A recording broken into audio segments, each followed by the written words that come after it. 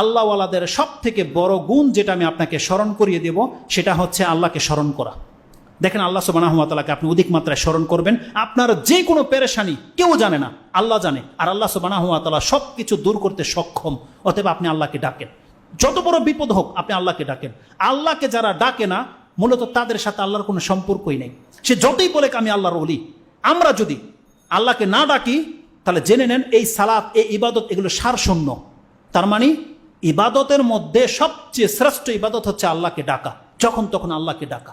আপনি আল্লাহকে ডাকেন মানে আপনি আল্লাহর গোলাম, এটা প্রমাণ হচ্ছে। কিন্তু আপনি যদি না ডাকেন তার মানে আপনি যেমন আপনার পার্টনার আরেকজন ব্যবসায়ীর কাছে কোনো কিছু হেল্প নেন না, তার মানে কি আপনি তার সমকক্ষ, তার মতন আপনিও গনি মানে স্বাবলম্বী।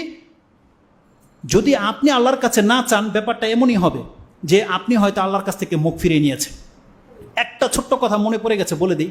আইয়ুব আলাইহিস সালাম সম্পর্কে আপনি জানেন, তিনি কিন্তু বাদশাহ ছিলেন, জানেন? আল্লাহ তাকে ওঢেল দিয়েছিল। কোনো একদিন রহমতের বৃষ্টি হচ্ছে, আর বৃষ্টির মধ্যে পঙ্গপাল, তাও স্বর্ণের। এটা বুঝেন? এটা বুখারী মুসলিমের হাদিস থেকে আপনি নিয়ে নেন।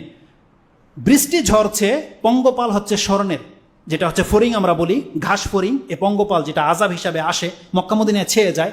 গোসল করছেন কাপড় রেখে, বৃষ্টি ঝরছে বা কাপড় ছিল, যখন বৃষ্টি ঝরছে পঙ্গপাল তিনি তার কাপড় খুলে ওই পঙ্গপাল নিচ্ছে তার জামাতে। আল্লাহর পক্ষ থেকে ওহি চলে আসছে যে আইয়ুব, আমি কি তোমাকে অমুখাপেক্ষী করিনি, তোমার তো এই ফড়িং টোকানোর দরকার নাই। কিন্তু আল্লাহ যে তাকে পরীক্ষা করছে সে বুঝতে পেরেছে। তিনি বলছেন, আল্লাহ যখন তুমি রহমত করেছো, তোমার রহমত থেকে আমি কি করে মুখ ফিরাতে পারি? তার মানে নেয়ামত আসতে দেন, সেটা ভিন্ন জিনিস। তার মানে আল্লাহ সুবহানাহু ওয়া তাআলা দেখতে চাচ্ছে সে ইগনোর করে কিনা। তার এগুলো আমার কাজ, এগুলো আমি টোকাবো, কিন্তু এটা করেনি সে স্মরণ টোকাচ্ছে এই সেন্সে যেগুলো আল্লাহর পক্ষ থেকে যখন দিয়েছে আমি এটাকে ইগনোর কেন করব? হয়তো দান করে দেবে বা কিছু সে জমা করছে। তিনি বলছেন, আল্লাহ তোমার রহমত থেকে আমি কি করে মুখ ফিরাতে পারি? এগুলো হচ্ছে আল্লাহর বান্দাদের কাজ। আমাদেরকে এমন হতে বলা হয়েছে। আল্লাহ সুবহানাহু ওয়া তাআলা যেন আমাদের কথা আপনাদেরকে বোঝার এবং সে অনুযায়ী আমল করার তৌফিক দান করে।